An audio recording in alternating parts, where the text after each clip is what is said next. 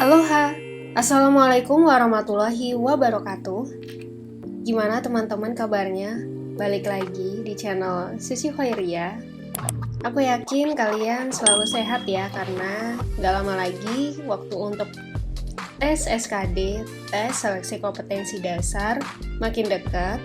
Dan memang harus makin banyak prepare juga.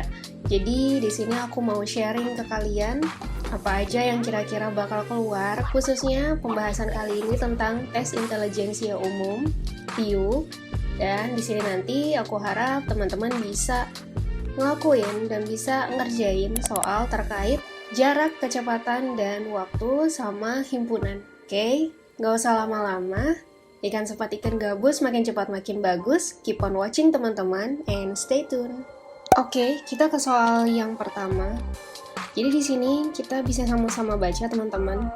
Soalnya kecepatan Luna Maya. Ini kenapa soalnya Luna Maya ya? Oke, skip. Kecepatan Luna Maya berlari adalah 4 kali kecepatan Chutari. Jadi di sini kita langsung bisa garis bawahin. Kecepatannya itu 4 kali kecepatan Chutari berjalan. Chutari menyelesaikan ujian pukul 10.30 dan kemudian berjalan pulang. Jika Luna Maya menyelesaikan ujian pukul 10.48 dan berlari mengejar Chutari, pukul berapa? Yang ditanya pukul berapa, berarti waktu ya. Luna Maya tepat menyusul Chutari. Oke, kita coba jabarin sedikit-sedikit. Nah, ini penjelasannya. Kalian ingat nggak sih rumus SVT? Jadi, jarak, kecepatan, waktu. Untuk jarak, kecepatan yang bagian S itu jarak, V-nya itu kecepatan, T-nya itu waktu, time, oke. Ya, jadi di sini rumusnya, aku istilahnya, kita cari dulu jaraknya si Luna sama jaraknya Chutari. Nah, kalau kalian bisa lihat, di sini karena yang dicari jarak, jadi tinggal V kali T. Kecepatan kali waktunya, oke. Nah, kecepatan di sini karena kita tadi tahu bahwa si Luna Maya ini 4 kali lebih cepat nih. Jadi di sini bisa kita tulis untuk si V-nya, kecepatannya itu 4C. Anggap aja 4C. 4 Chutari. Oke. Nah, terus ini kita kalikan T terus sama caranya juga yang kedua V kali T, karena di sini Chutari, cukup Chutarinya aja, C-nya aja. Buka kurung, waktunya ditambah 18. Kenapa 18? Selisih antara 10.30 dengan 10.48 selisihnya. Udah deh, kita tinggal jabarin, tinggal kali ditambah sesuai yang aku jabarin ini. Nah, ini kita masih cari dulu sebenarnya T-nya ini berapa, waktunya ini berapa menit, kita cari dulu. Jadi 4T min T sama dengan T plus 18. Tinggal dipindah tempat, tinggal dicari T-nya sama dengan 6. Nah, teman-teman bisa lihat sama-sama di sini. Karena kita udah tahu nih waktunya adalah 6 menit. Sekarang kita tinggal ditambah aja 10.48 ini. Karena tadi kan Luna Maya lebih cepat nih. Dan penyelesaian waktunya juga dia sebenarnya terakhir, dia setelah Chutari. Jadi kita tinggal tambah aja 10.48, dimana waktu dia selesai ditambah 6 menit. Atau jam 10:54. Okay. Jadi jawabannya itu yang A gitu ya. Teman-teman pasti bisa lah ya ikutin cara ini. Jadi patokannya, apapun soalnya, kalau berhubungan sama jarak, kecepatan, waktu, kalian pakai rumus SVT ini, jarak, kecepatan, waktu. Tinggal di S diganti aja, S-nya itu J, V-nya itu kecepatan atau K, terus T-nya itu waktu. Next, kita ke soal berikutnya. Sebuah kereta berangkat dari stasiun Keong Racun, ini ada-ada aja nih soalnya, ke stasiun Trio Macan dengan kecepatan 80 km per jam selama 4 jam. Kemudian kereta kembali lagi dari pukul 21 dan tiba di stasiun Keong Racun pada pukul 24. Berarti di sini selisihnya 3 jam ya. Dengan kecepatan 87 km per jam. Kecepatan rata-rata. Jadi yang ditanya tuh kecepatan rata-ratanya teman-teman. Kita coba untuk breakdown. Oke, kita lihat sama-sama. Ini caranya. Masih sama, rumusnya kan tadi yang kita tahu S, V kali T. Karena yang dicari adalah kecepatan atau V-nya. Nah, kita ingat-ingat nih. Anggap aja kita tutup V-nya. Jadi tinggal kita cari kecepatan rata-rata, tapi kita cari dulu sebenarnya jaraknya berapa. Kita cari dulu S-nya. Jadi di sini tinggal 80 kali 4, jadi 320. Terus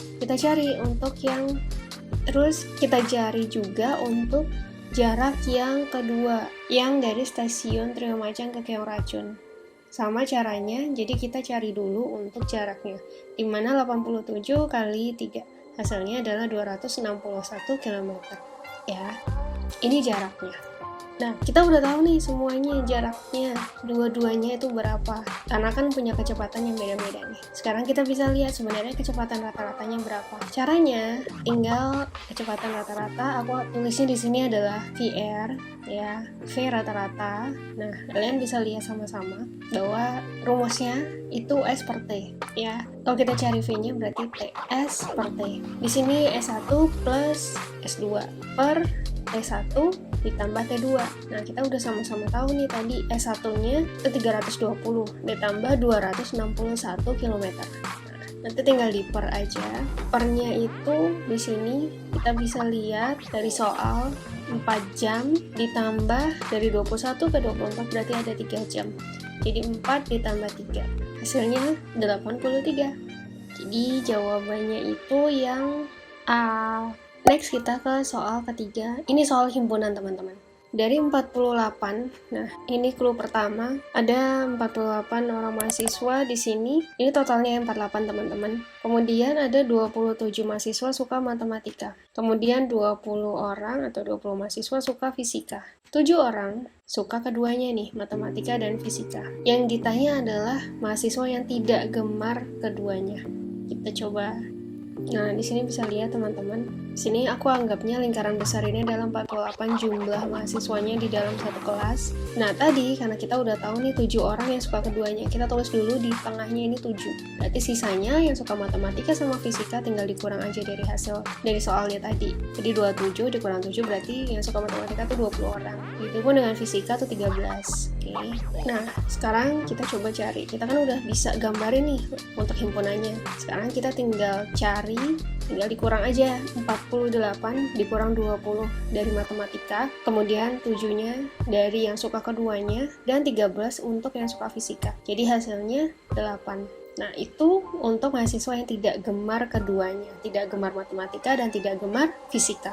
Yang D, teman-teman. Oke, kita next. Di sini masih soal tentang himpunan. Suatu kafe bernama Kafe Sukses selalu memiliki pelanggan yang menyukai 32 pelanggan yang menyukai sop babat. Ya, mereka suka sop babat 32 orang, 27 suka pindang ikan, 29 suka ikan panggang. Dari ketiganya ternyata ada 15 orang yang menyukai sup babat dan pindang. Di sini 15 ya, ada suka 2 menu. Kemudian 13 orang yang menyukai pindang dan ikan panggang. Nah, di sini juga ada 2 menu lagi 13 dan 19 orang menyukai sup babat dan ikan panggang. Berarti ada 2 himpunan nih kira-kira. Sedangkan 9 orang menyukai ketiga jenis makanan tersebut dan 5 orang pelanggan menyukai menu lain. Berapakah jumlah seluruh pelanggan di kafe? Nah, kita coba jabarkan bersama-sama gimana cara ngerjainnya. Jadi yang pertama kita cari dulu sebenarnya dari yang suka satu menu-menu ini. Jadi kita total dulu. Di sini tinggal dijumlah aja 32 plus 27 plus 29. Hasilnya 88. Oke. Kemudian kita total yang kedua. Kita tambahkan dulu yang kedua nih.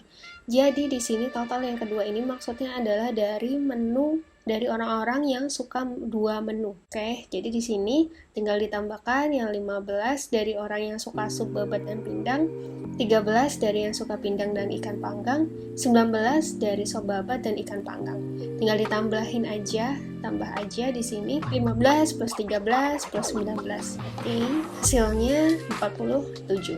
Nah, terus kita lihat sama-sama. Ini caranya gimana untuk cari jumlah seluruh pelanggannya. Kita lihat, jadi kita mulai dulu dari orang yang suka 2 macam menu. 47 dikurang buka kurung 88 dikurang X, anggapannya kita mau cari tahu nih sebenarnya jumlah pelanggannya berapa. Terus dikurang 5 sama dengan 9. Tinggal dikerjain aja. Min 88 plus X sama dengan 9 plus 5 min 47. Min 88 plus X sama dengan min 33.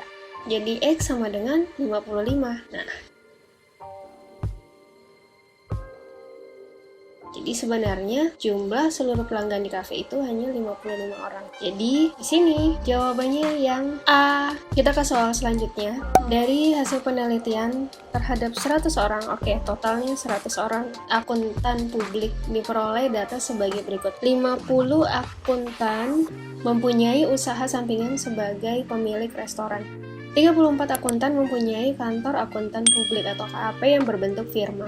Dan 32 orang ini akuntan publik tidak mempunyai usaha sampingan, baik pengusaha restoran maupun sebagai pemilik KAP. Ini nggak punya apa-apa nih, ceritanya cuma kerja aja. Banyaknya akuntan publik yang hanya memiliki usaha KAP tetapi tidak memiliki restoran. Kita coba lihat, karena di sini sebenarnya dia udah ada nih 34 akuntan mempunyai kantor akuntan publik yang berbentuk firma. Kita coba jabarkan, kita coba kerjakan.